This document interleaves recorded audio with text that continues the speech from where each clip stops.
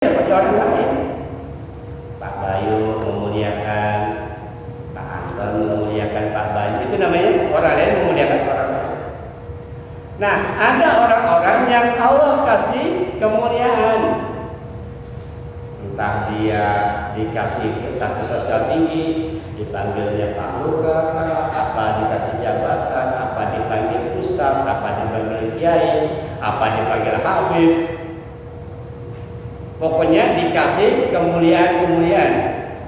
Orang muliakan dia, orang hormati dia.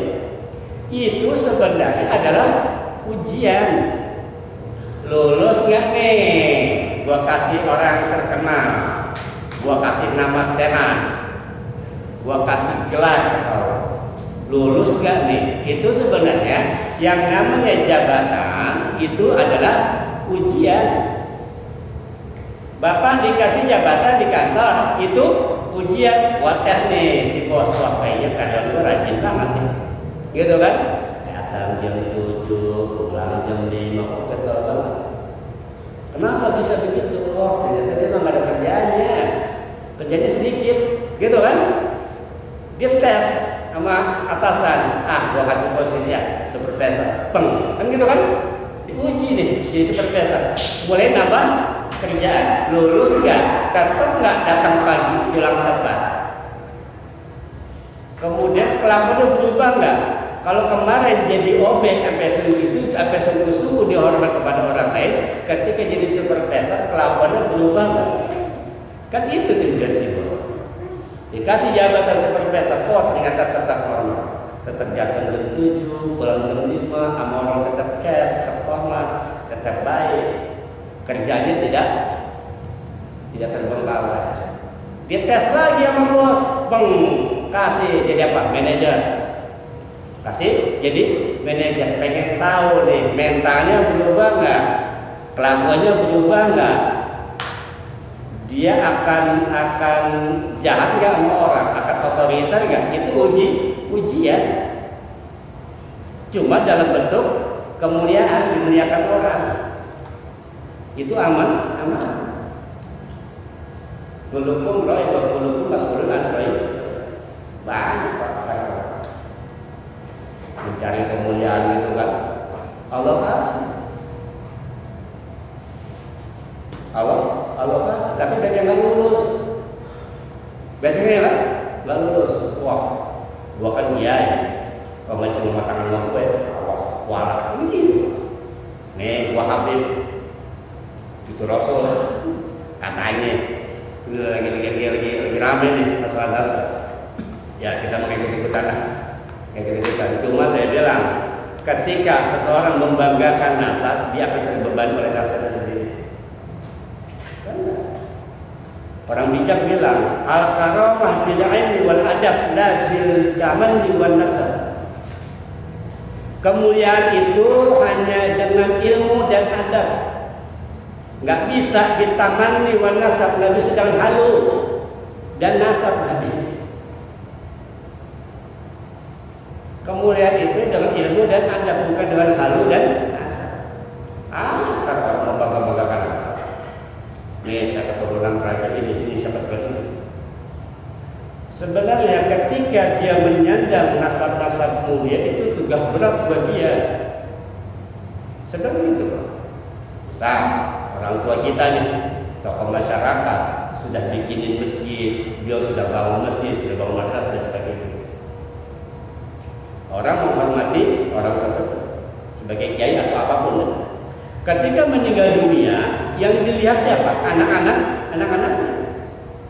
Kalau anak-anaknya tidak bisa menjaga kemuliaan orang tuanya, maka nasibnya akan hancur. Contoh, ketika orang tua sudah bikin masjid dan sebagainya, dia malah rebutan masjid, bikin yang tidak, bikin pula di masyarakat. Ada dia dianggap anak seorang tokoh, ujung-ujungnya apa orang bilang? Ya, anak kiai sih begitu. Kan gitu kan? Orang tidak suka sama dia, yang jelas siapa? Bapaknya. Karena nggak suka sama dua orang, akhirnya yang tadinya sholat di masjid itu jadi nggak sholat. Apa yang terjadi? Ketika orang-orang sekitar nggak mau sholat di masjid itu, sama orang tuanya hilang nggak? Hilang.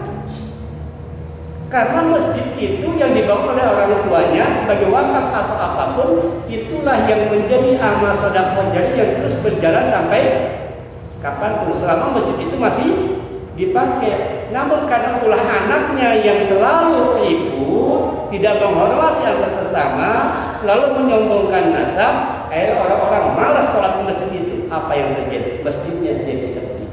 Orang tuanya nggak dapat pahala sedekah orang sholat pagi. Apa nggak kasihan? Makanya orang-orang yang menghinakan nasabnya itu ciri-ciri orang yang durhaka kepada Allah. Udah kalau orang tua kita membangun sesuatu buat masyarakat, kemudian ada masyarakat yang mengklaim itu menjadi biarin. Nggak usah deh. Enggak, ini kan masjid bapak gua, ini kan masjid engkong gua, ini kan masjid kakek gua. Nggak usah.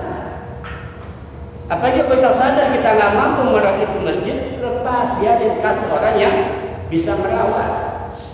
Kita udah nggak bisa jaga musola, udah nggak bisa ngurus masjid, ngotot-ngotot pengen. Kemudian sikap kita juga nggak bagus di masyarakat, ilmu kita nggak punya, nggak pernah belajar ilmu agama, ada nggak ada, ujung-ujungnya apa? Orang malas sholat di masjid itu. Efeknya apa? Orang tua kita pahalanya terputus gara-gara. Dan banyak orang-orang yang nasabnya akhirnya hina gara-gara perbuatan anak cucu. Karena nggak punya ilmu dan adab. Justru orang yang punya ilmu dan adab, maka nasabnya akan mulia. Jadi jangan sombong, ya. Jangan mentang-mentang keturunan bangsawan, darah ini dan sebagainya kita sombong. Di mata Allah itu nggak penting. Yang penting apa? Inna akramakum indallahi. Udahlah, gak usah bangga-bangga menasab, udah nggak penting zaman sekarang. Udah bukan zamannya, ya. Di sini Allah menguji dengan dua. Pertama akram, kemuliaan. Yang kedua apa? Wa na'amahu, dan diberikan apa tuh? Kesenangan. Di situ menggunakan kata na'amah. Ada tasdidnya nggak? Na'amah artinya kenikmatan yang terus menerus. Jadi sudah Allah kasih. Ujian ini ada dua, ada materi, non materi. Kalau akram itu berarti pemberian Allah, nikmat Allah bukan dalam bentuk materi. Tapi apa?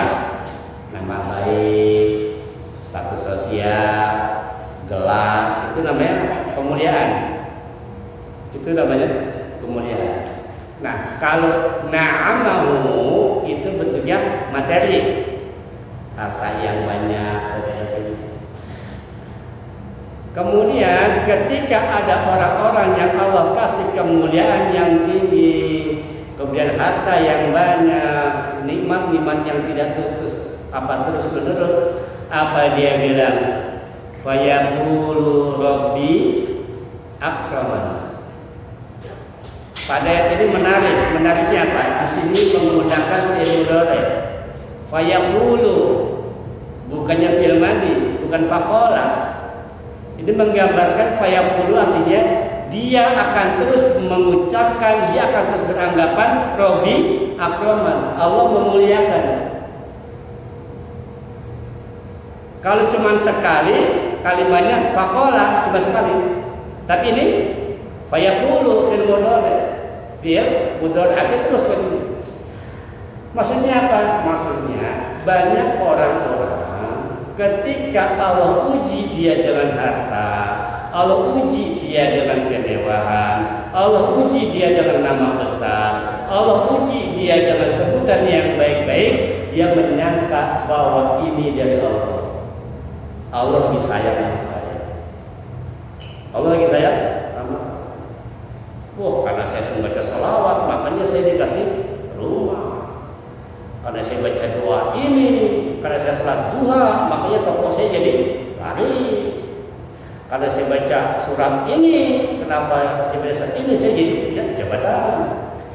Jadi dia merasa bahwa amal ibadah dia, bacaan-bacaan dia itulah yang menyebabkan Allah suka sama dia. Jadi baca itulah yang menyebabkan dia itu menjadi kaya. Padahal